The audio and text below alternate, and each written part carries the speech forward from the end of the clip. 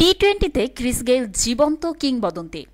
সবচেয়ে বেশি রান, সবচেয়ে বেশি সেঞ্চুরি, দ্রুততম 50 আর দ্রুততম সেঞ্চুরি সবই তার দখলে। সবচেয়ে বেশি ছক্কার রেকর্ডও গেইলের। আর মাত্র 67 ছক্কা মারলেই টি-20তে 1000 ছক্কাও হয়ে যাবে গেইলের।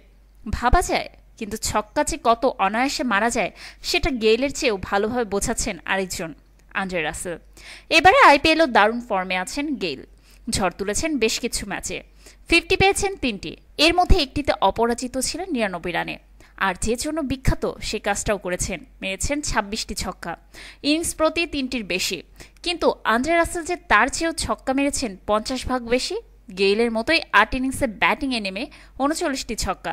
রাসেলের তথ্যটা আরও বেশি বিস্ময় জাগাচ্ছে এ কারণেই যে অধিকাংশ ম্যাচে এই অলরাউন্ডার মাঠে নেমেছেন ইনিংসের 10 ওভার শেষ হয়ে যাওয়ার পর। গতকাল রয়্যাল চ্যালেঞ্জার্স ব্যাঙ্গালুরুর বিপক্ষে অনেক পরে নেমেছেন রাসেল।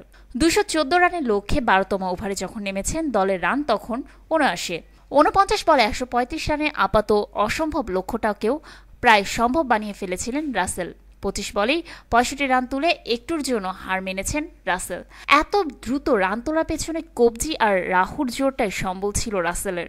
এই কারণেই 25 বলে মাত্র 2টি 4 মারলেও ছক্কা মেরেছেন 9টি।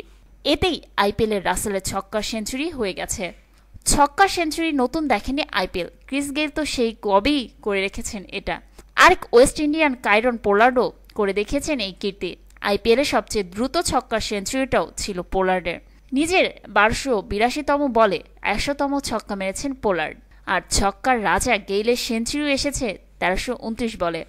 12 ও 13 বলে ছক্কা মারার ক্ষমতা আছে পোলার্ড ও গেইলের।